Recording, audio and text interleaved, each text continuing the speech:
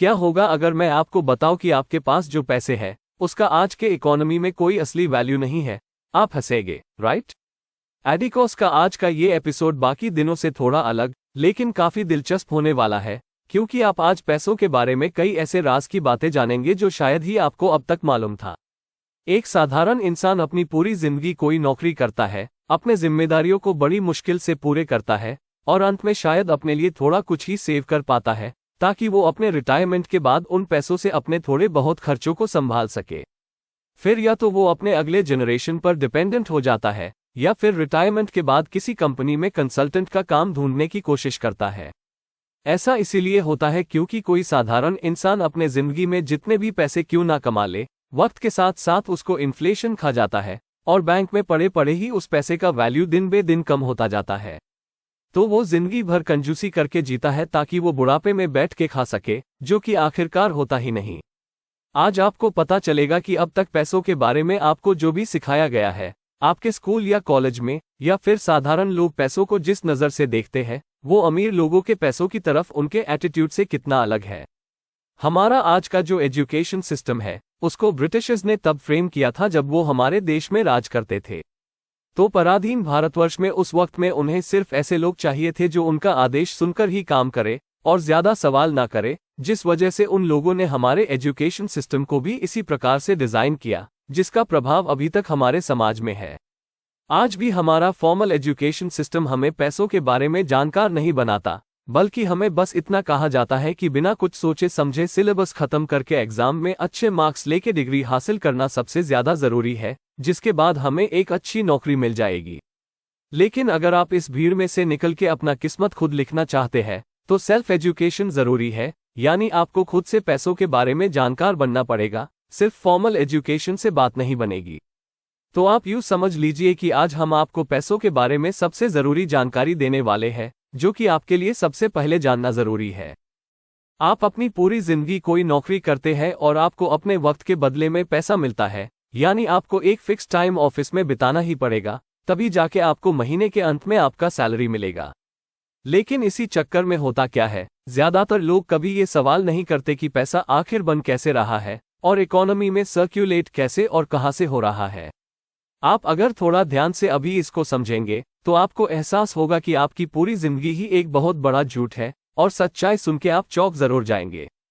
साल 1971 से पहले तक दुनिया भर के सेंट्रल बैंक्स, जो कि हर देश में सबसे बड़ा बैंक होता है, जिसके अकेले के पास पूरे देश भर के सर्कुलेशन में आ रहे करेंसी नोट्स को छापने का अधिकार होता है, वो सिर्फ उतने ही करेंसी नोट्स छाप सकते थे जितने की उस देश में गोल्ड रिजर्व होता था।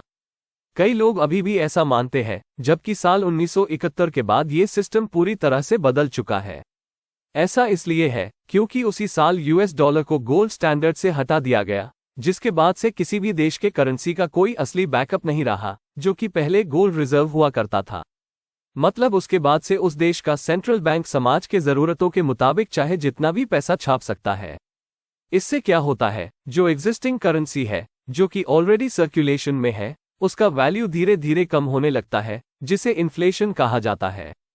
अब चलिए समझते हैं कि ये सिस्टम काम कैसे करता है।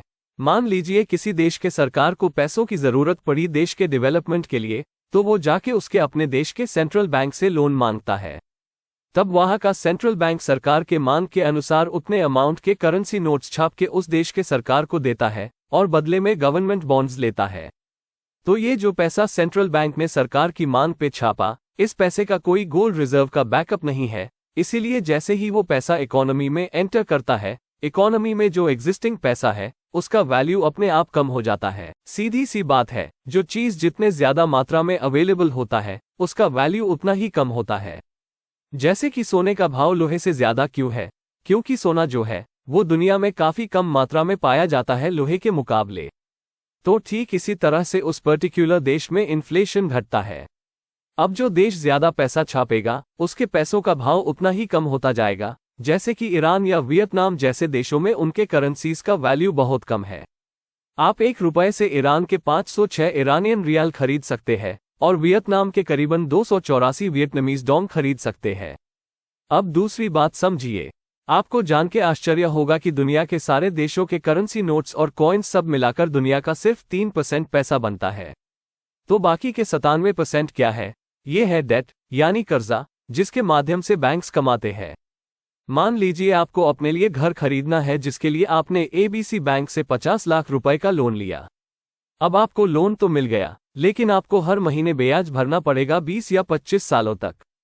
लेकिन क्या आपको पता है कि जो पैसा बैंक ने आपको दिया है, उसका आपके लोन लेने से पहले कोई अस्तित्व ही नहीं था, लेकिन फिर भी बैंक ने आपको वो पैसा दिया और हर महीने इंटरेस्ट के माध्यम से बैंक कमाता रहेगा। ऐसा इसलिए होता है क्योंकि आजकल बैंक्स चाहे जितने भी पैसे छाप सकते हैं। आप अपनी पूरी जिंदगी कर्ज में डूबे रहते हैं क्योंकि आपने कर्ज पे घर लिया है, जिस वजह से आप अपने बुढ़ापे तक थोड़े ही पैसे मुश्किल से बचा पाते हैं। और आप जितना बचा भी लेते हैं, उसका वैल्यू तो दिन बे दिन इन्फ्लेशन से कम होता जाता है ही।